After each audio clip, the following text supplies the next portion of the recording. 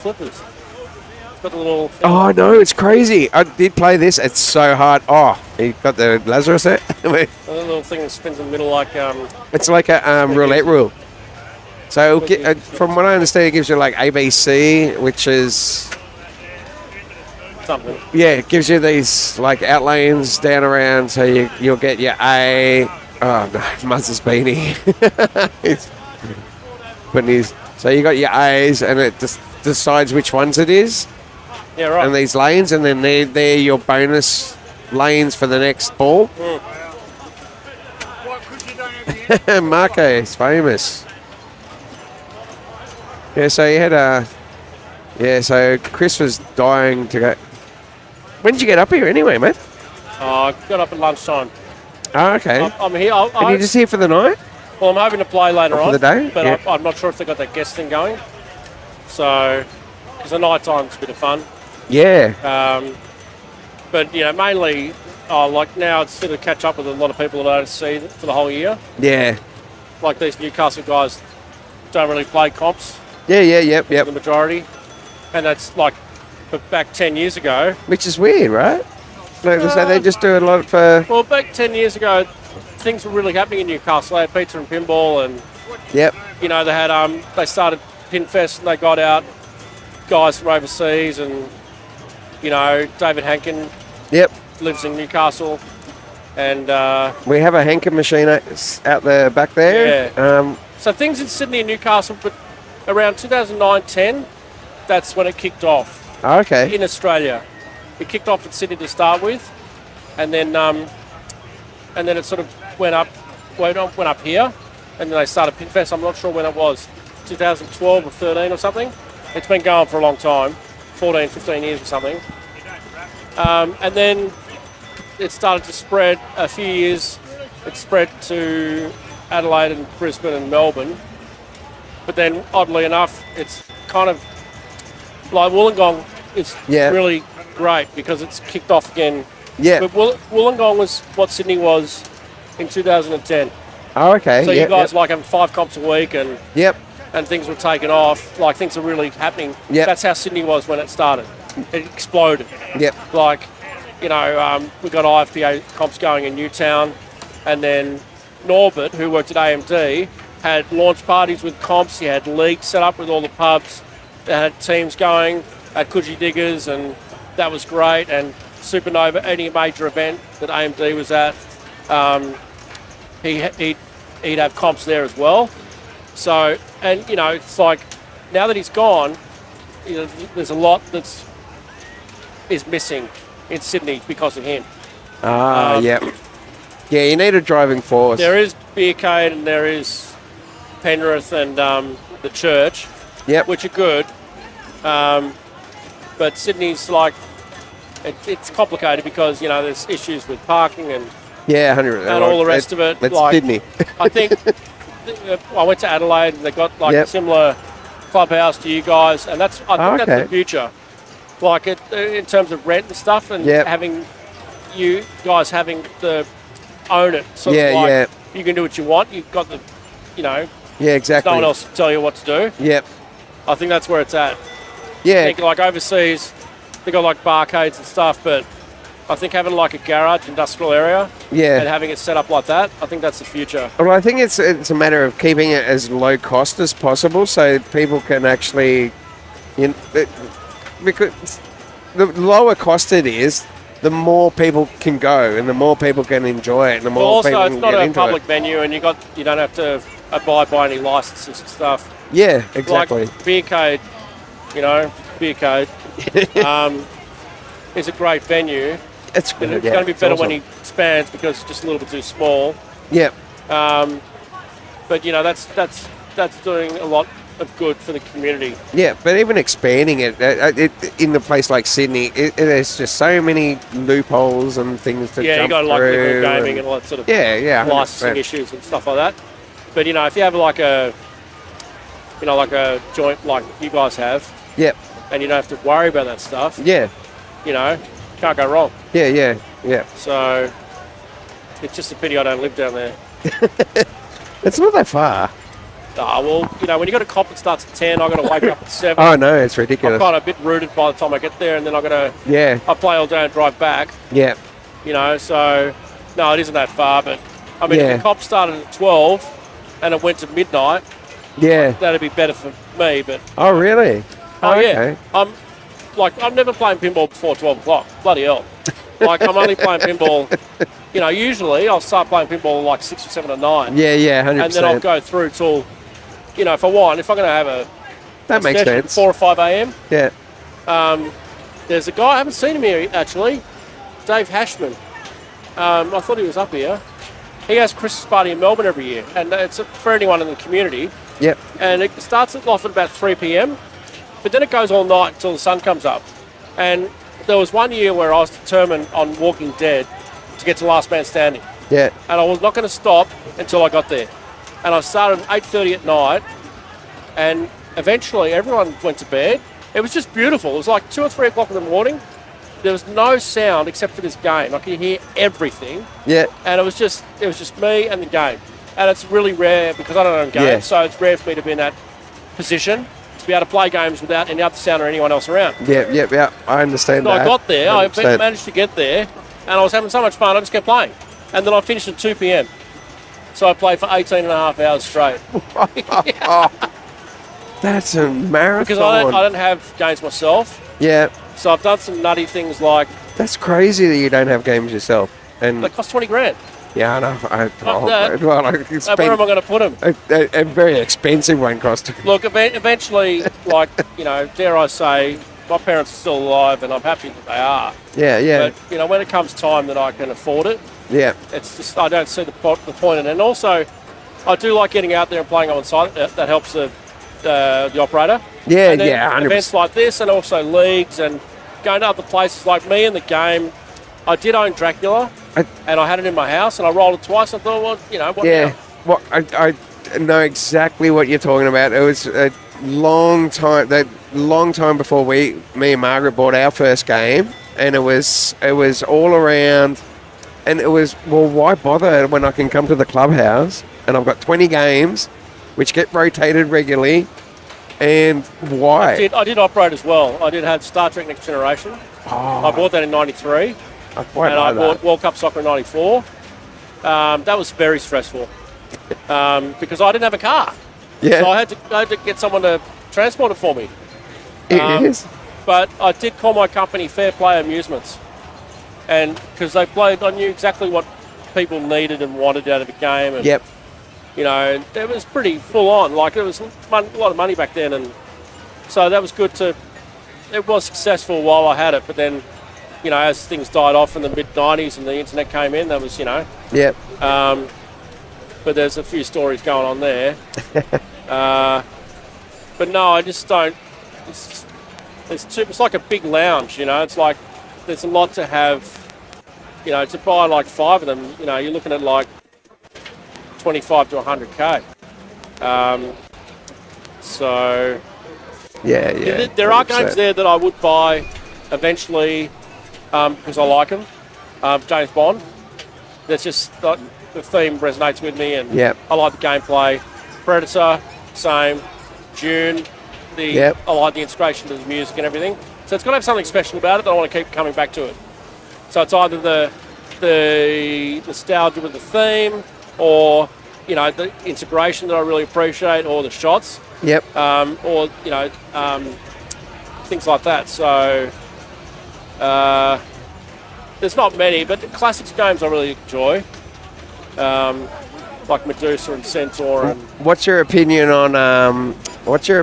on Creatures from the Black Lagoon? that's a good game. The stream knows I keep going on about it because it's my favourite game, and I just bought one. That is such a unique game. There will never be anything else that comes even close. Yeah. And the thing is with the 90s games, they all have a really catchy They tune. do. And yes. now, the Stern don't do that. It's like, we'll put the soundtrack of the film on. But it's not like a repetitive tune. Like AC/DC, when you start the game, it's got the drums. Yep. But aside from that, there's no catchy tune like Fishtails or Whitewater or Preacher or gotcha. anything like that. So it's very theme orientated. I mean, in terms of theme, the implementation is quite good. I think it's a little difficult for the average player, but you get value out of it. Yeah. It's been unfortunate it was designed by a pedo, but, What's it? Yeah, Trudeau. You didn't even know this. John Trudeau. I don't. You know he got locked up, don't you? No, I didn't know. The guy who did Ghostbusters. Oh, really? Oh, wow. Yeah. I'm excited. Look at that. Yeah. There you go. You learn something new every day. So, There you go, internet. If you didn't know. he also did Congo.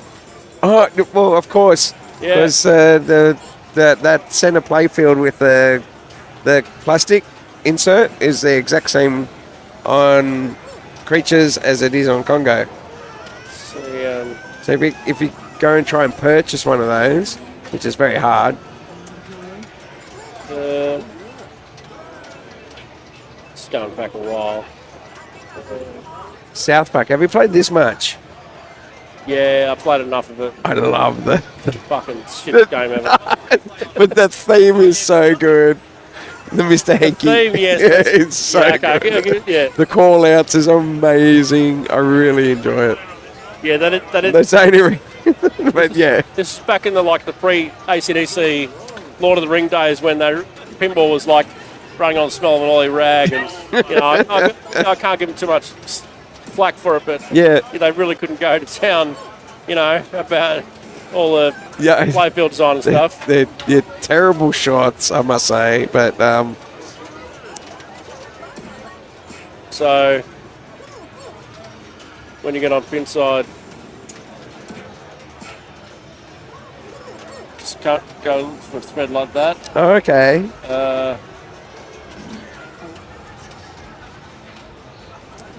Yeah, it goes into it.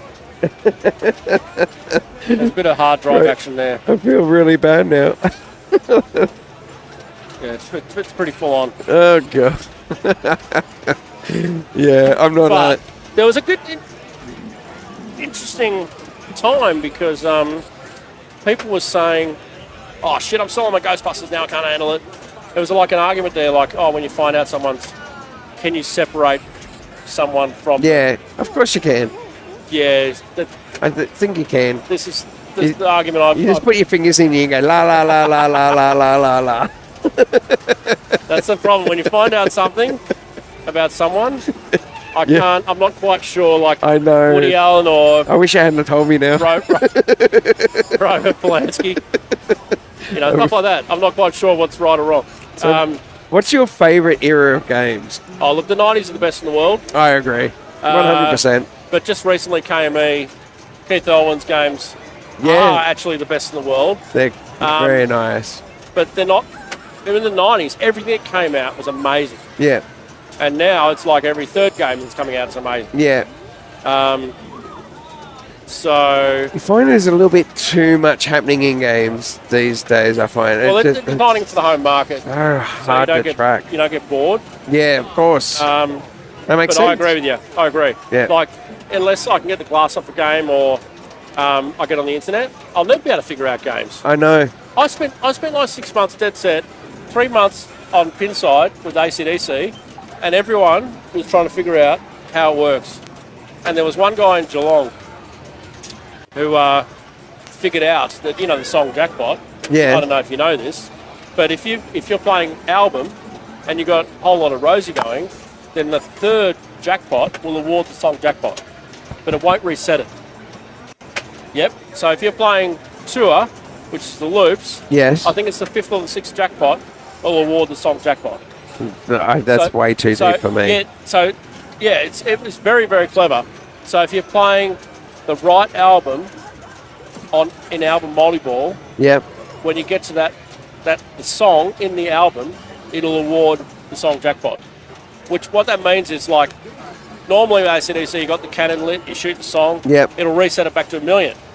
But if you get the song Jackpot during multi-ball, the right song, the right album, the right shot, it'll give you the song Jackpot, it won't reset it. So if you build it up to like 100 million, it'll award it, but it'll stay at 100 mil. Okay. Yeah. So everyone on Pinside talking about this, and oh Jesus, like, and then you have to remember to set up the right song with the right tour, or the right tour with the right song on that tour, and Gotcha. it was complicated as hell. Yeah. It was very, very clever. So that's sort of the. Yeah, you need to know the insides. I find That's it when like things became complicated in pinball, I think. yes, like even like I know Venom. I know that game. That's one of the games I know pretty well. Right. And I know there's a certain set, and if you don't hit that certain set of targets in a row, you unless no one else knows it, you're not going to compete. Now the problem is, and this is arguable, is that that's a Dwight game. I'm pretty sure, Venom. I love it. It's a great game. Look, I wouldn't mind setting it on fire. Really? Yeah. No, I disagree totally. Yeah. Totally disagree. I don't like if it caught on fire. I wouldn't rush to get a fire extinguisher. I probably would eventually. But in saying that, I find the Pro way better than the Premium. And Pros and Stern generally do play better because they've got less moving parts. Yes. So and there's less things to go wrong or stop the ball. I mean, it's a complicated game as it is. And then now you're going even further with the Premiums. The problem is with Dwight games is that, like Star Wars, you'll have one thing that's like, it's the pinnacle. Yeah. Like when you get 20 or 40 times going, but everything else doesn't mean anything. If you don't get that going, the whole rest of the game doesn't mean anything. But you got King Kong, you can climb the building, you can go for this multi-ball, that one. Yep. You know, everything's balanced. But Dwight games has focused on one thing. Yeah. And if you stuff it up, you're gone. Yeah. Like makes sense. Ghostbusters has 6x. Yep. Now, if you're lucky enough to get that going, you can get the best player in the world that won't catch you. Yeah. No way in hell. Because take away the multipliers for the best player in the world and give it someone else 6x, the best player in the world will be struggling. Going back to, that's why I like the early 90s games, because they have these multiple avenues and they all have similar payoffs. Yeah. See, I think, and I'm not sort of like, I found this with a lot of people, I can't get into Jaws, but I'm not saying it's a bad game, I just can't get into it. Yep. Now Venom, I can't get into it either, but there's nothing about it that attracts me. Oh, yeah. Jaws, really? No, Venom. Venom, got you. Jaws is, I think the theme's integrated well, but to be honest with you, that's just me personally. I'm getting sick of the dude shouting all the time. It's like, it's fucking calm down, man. You know, we know there's a shark and da-da-da-da, but he's just screaming, there's a shark, don't board bloody get the barrels and shit. You know what I'm saying? Yeah. It's just shouting. I'm kind of getting over it. Like, I feel like playing it with earplugs. Now that you've said that, you know that's going to stick in my head, and every time I play that game, I'm going to be like, oh no! It's like, yeah, he's shouting at me. Even when you sort it out, he starts bashing stuff. But yeah, the whole game's just shouting. It's like, do this, get there, do this and that. It's never, just chill out on the beach. What about that? Just calm down, man. Just calm down. But Venom is like, I think it's got a couple of jets, but it's just, there's no side to side for a start. Yeah. I just find Venom plays different than a lot of other things that are out there. It's like its own unique little thing that's happening, and it's kind of like Game of Thrones on steroids. Still got that center ramp sort of thing. Yep. Game of Thrones could have been, I don't know, could have been better. But yeah, it's an easy. It's I find Game of Thrones one of those games where it's easy that once it gets going, it blows up real quick. You gotta know how to blow it up though. Yeah, and it will just go kaboom, and you'll be like, well, how am I going to catch that? if you're in a comp. But I don't know how deep it is if it's a home player. I'm not too sure. I don't know. Not that deep. I haven't. It's not? Not as deep as Rush or things like that. Yep. Rush is crazy. Changing all the records to the same thing and increasing it. Like, I appreciate the fact that they're innovative and thought of this stuff, but, to me, the most important thing is the playfield. And if I look at a game and like this, yep. If I, that's the start. That's the beginning of the end. Okay. If the playfield's rubbish, then there has to be something else that's amazing. Yep. Like the theme, maybe. The sound, like the game called Black Pyramid. Have you played that? No, I haven't. Yeah, right. It's a 80s SS game, I think. And the bonus countdown is just out of control. The game's nothing special. It's just a loop and a couple of jets, and that's it. But I love the game because of that. But yeah, unless the playfield's just the most important part for me. And then after that comes the code. And then after that comes the sound and the music. Yep. And all the rest of it. And then after that comes the theme. Okay. But weirdly enough, not weirdly enough, but the theme is, I think for the most people, is what sells. Yeah, 100%. So you get AC/DC coming out. Oh, I don't care about the game so much. I love the band. Yep. That's what sells. Metallica, that's what sells. I mean, look at Foo Fighters. Yeah. It's one of those ones where the music is just banging. But it is, but the play. I'm not bad. But I'm not a fan of the playfield at all. I don't know. A lot of people love it, but I'm kind of getting a bit like. Freaks me out. Not that it matters, because I mean I don't buy them, but Zombie Yetis games, if you put them all together and squint, you wouldn't be able to tell them apart. Oh, really? The bloody artworks is generally the same. Oh, okay. So it's not like definitely got a style to it. When you look at the '90s games, you get, like from a distance, you know. Yeah, you could see. You know that's Black Rose, that's Lethal Weapon. Yep. But like you squint. Look at Godzilla and Foo Fighters right next to each other. You put them all Zombie Yeti games together. Gotcha. I don't know. It's kind of. I'm not sure about. It's not bad art, but they don't change. So. Yeah. But I mean, look, I don't buy them, so really, it's not my. It's not for me to say. Yeah. I'm an amateur here, sitting here talking a big game, but I don't know. Like I got no idea. None. But how long have you been in it for? Me playing? Oh, I've been probably when did I start at the tennis club? Yeah. We would have been last Masters, so a year and a half. So you only knew about it because you rocked up there and saw him. Yeah, I saw a Facebook post. Oh yeah. Looking for the team to play the teams, and we have our Thursday night teams. And so you and the missus never played. No. Never. Not as a kid or anything. We had about a 6-month period where we used to go to the pub on a Friday night, and there was a Creatures from the Black Lagoon sitting there. Did you end up buying that, or? I bought it now. Yeah, right. But we didn't then. So this was about 20 odd years ago. Oh. So we had about a 6-month period where we used to go to the pub and drink beer on a Friday and play this pinball machine, this one pinball machine. Yeah. Yeah, and then... It's interesting. Yeah, and then we saw... people just come out of the blue like Sierra. Yeah. The hell? Fucking up in bloody Tweedettes, and she rocks up the first card, just qualifies number 1. Yeah. There's this person before. But that's why things are... It's pretty crazy. There's no exposure. No one knows about this sort of thing. It's like some Pulp Fiction... underworld type club. It's amazing. I talk to my mates and they go, "Oh, what are you doing?" "Oh, I'm going to pinball." And what? You what? Pinball? You mean the things? Yeah, at the pub. That's what they do. They always do the things. Yeah, they do you that. Mean the things?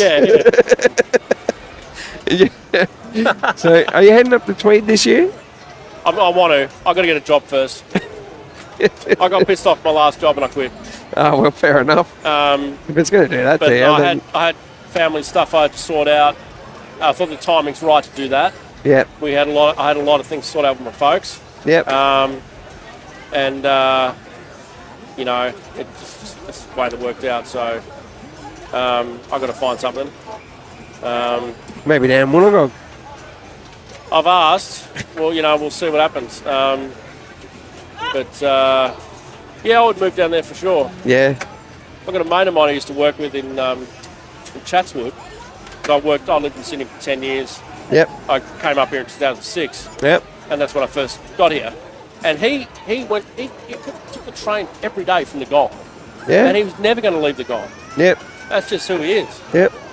So well, Chris does it. He commutes every day, working up in Sydney. I don't get it because I lived in Sydney for about 20 years myself, but I used to work at the casino there. Oh, you're kidding me? Yeah. What were you doing? I was security. Oh, no shit. Yeah. Yeah, I Really? used to do systems, security systems. So. Oh, not actually security guard. Oh, well, I was originally, yeah. That's where I And then started. you got into the IT side of things. Yeah, kind of, yeah. How come you left there? Well, I ended up going over to Macau in China and working for Crown Casino over there. Because I worked at Crown for 11 years. Oh, really? Wow. And I was in their IT department as well. Oh, really? Yeah, no. I was in security, so I did the security How long were you in system. Macau for? 2 years. Did you know Harold? Harold. Harold, he worked at Grand Lisborough, I think, or Grand Lisboa. yeah, Harold went Crown. I'm pretty sure, and there was a few other guys there. I probably do. It was a while back now. I left there in 2008. My ex-trainer, Kerry Ann Gerartha, she was a Venetian. Oh, okay. Kerry, red hair, Yep. she went there. But then I heard they all wanted the white guys out, so they just pissed everyone off. They did, pretty much. Yeah, that was just after I left. Yeah. I can say that because I'm white. Yeah. So, They it's did. interesting. Yeah. Right. Yeah. Okay. So I was at Star for about 10 years. And then they sucked. And then They sucked, didn't they? it was great. Oh, you liked it? Loved it. No shit. Loved it. Started there when I was hang on, 19.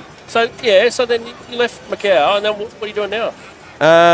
Then, just went into, we started doing property flipping when we got back. Because we got back and we just went, look, what are we going to do? So we started buying, me and Margaret. Oh, she was in the industry. She was in the industry as well, yeah. What was she doing? She was doing, she was in security as well. Physical security. We both started there in Right, physical that's how you security. met. So we were both at the door. That's where we started, door bitches.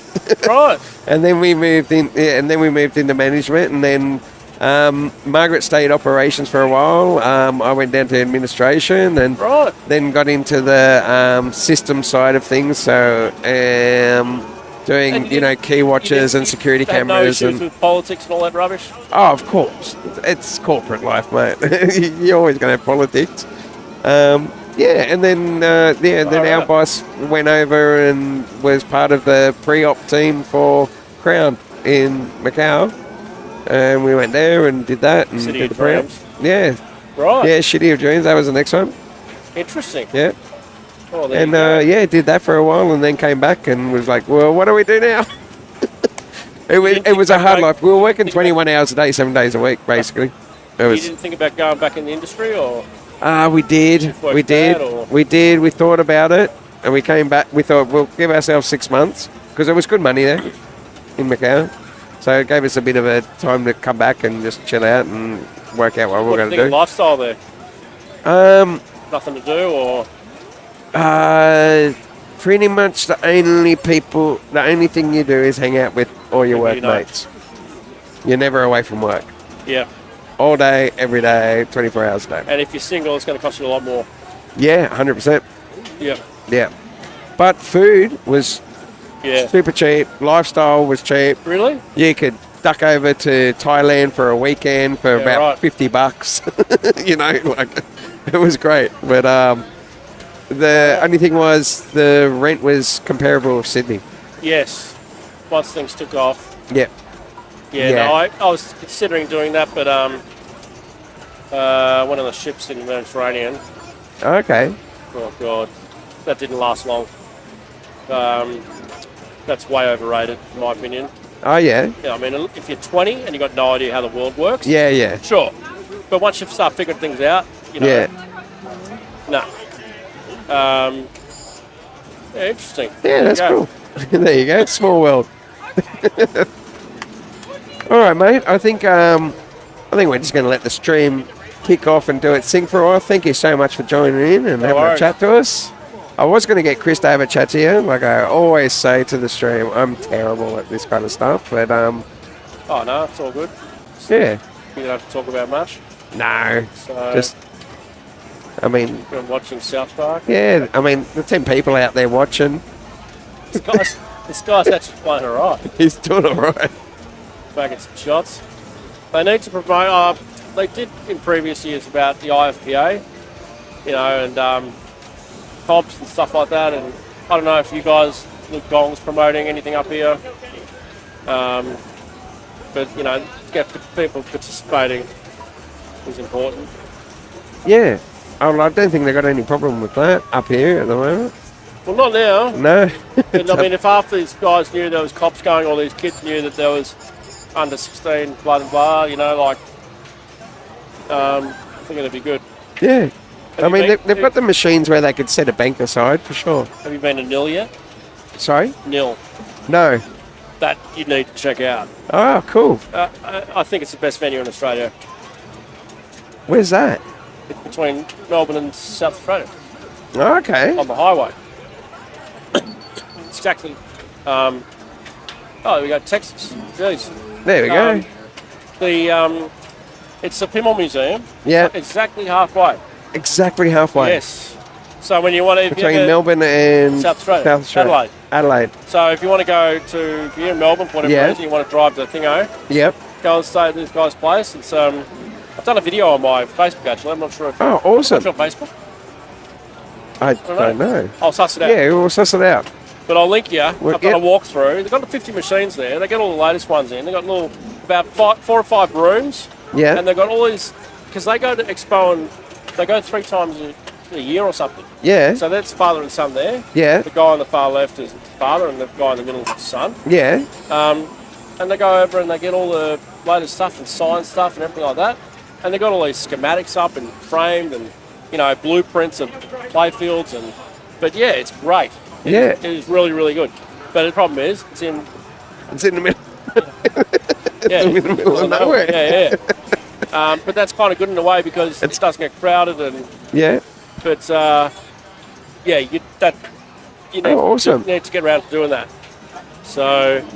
That sounds like fun. Paul. I mean, there's some crazy stuff going on here. Like that's some old school stuff. There's some bad video modes with that stuff. But the bloody your mate Paul at the Gong, he had his. Don't threaten me. No, your mate. Don't insult me. Your mate Paul at the Gong, he Mr. Suter. He had his 50th birthday then. Oh, okay. At the museum. Oh, what a legend. Yeah. And they have launch parties there, and they've got comps. Have a chat to those guys if you get around to it. Yeah, definitely, 100%. What they do is they actually live in Adelaide, but 1 week on they swap. Oh, so okay. Old man will come out for a week and live there and run the motel, and then they'll swap with the son. Wow. And then they've got like a storage joint, and that sounds like fun. They bring games in and out. Awesome. But like I've done some mad sessions there. You know what I mean? If I want to go there and play something and no one else is there, like say a Tuesday at lunchtime. It's brilliant, and they're all in good nick and stuff, and they're known worldwide. Oh, excellent. They go to the States, and they're all, you know. Oh, we have to go in. So, which one am I looking at? The son's a guy with the longer hair. The one. Yep. And his old man's to the left of him. To the left of him. Yeah. Oh, okay, awesome. And they love a chat. Oh, okay. Oh, yeah. You should just get them on the stream. Yeah, we will, 100%. Yeah, just get them to have a chat. Yeah, they love talking. So, thank you for joining us, Texas, by the way. I missed that. We're in Texas. I got cousins in Texas. My cousins are in Austin. Austin? Yep. Austin, yep. That place is blowing up now, isn't it? It's it's all the rage now, Austin. Is it? Yeah. I didn't mean it that way. I know you have to be careful what you say. No, I didn't mean it that way. Because they hate guns over there. They hate them. Like, you got America, fair enough, but in Texas, you know, you'll have like a cleaner in a store with like double. 3 hours north of Dallas. Oh, yeah. Cool. I want to go to Yosemite, which is like one of the parks over there, and also want to go to Dallas as well, and yeah. So shoot a couple of 50 cows. Yeah, that'd be the only reason, really. I want to shoot one of those bad fun. boys. Like, regardless of my opinion about guns, I've got to shoot one of them. Yeah, you got to feel it. If you seen that guy on social media, that he starts off, he has something he's got to shoot through, like a couple of boards or phone books or something, and he'll start off with the smallest gun, and he'll go through all these guns and see how far the bullets go. Yep. So he racks up like all these. He might have like all these phone books, yeah, and they might be here to the monitor, like about this much. Yeah. And he goes, okay, let's start off with the 22. And he, ding, and he goes like through about this much phone. Anyway, he goes like AR-15, Glock, Magnum, and and then he eventually ends up with a fucking 50 cal, right? Yeah. And he's like from here, like all the way down, it has to be miles Rotten away. books. And he just goes bang, right? And the books he got like a mannequin behind it, and all these books just explode. And the mannequin just like falls off, and his head falls off, and he goes, I don't know the name of the thing, but they want to see if he survived. And everything's just blowing to shit. Oh, is this Mythbusters? No, not really. I'll show you. But okay, cool. I can't remember his name, but it's funny as hell. Like a 20 kilo weight for a dumbbell. They'll put that up and they'll shoot that. And they go, oh, there's a little bit of a graze there, a little bit of a mark. And then he gets out the 50 cal, it just explodes. Like that weapon is just, it shouldn't be legal. You know what I mean? It's totally necessary though. You need it, for self-defense and all that. Just like old mate who rocked up the subway with a rocket launcher on his back. You remember that? No. This is pride. I think there was some situation in the States where a guy was, there was some protest in the street, and in this particular, pretty much somewhere in the south, you could legally just take your weapons out for yourself, like protect yourself, yeah? Yeah. He's walking around with like machine guns and stuff. He ended up killing 3 people, but he got off because of self-defense. Yeah? So it's like, but a 50 cal it's for armour, I think. It's to just, take out tanks or something. It's not really humans. No. The bullets, I think they go for like 4.5 kilometres or something. This conversation has taken a turn for the worse. Just look at the guy's hat as well. Oh, yeah, there we go. Last ride record with a kill on his hat. Yeah, I know. And he's got a mustache, dude. Oh, yeah, well, that's the problem. That's soon as you got a mustache. like another guy. It's like if he didn't have the mo, then I'd think, oh, I'm not too concerned, But that with the rest of it, we've got to call the authorities. I think. Yeah. I think so. All right, RGR. I think I'm going to take a break and do all the things I need to do. No worries. Thank you so much for joining us, mate. All good. All right, buddy. Cheers, mate. Thanks so much, man. That was hilarious.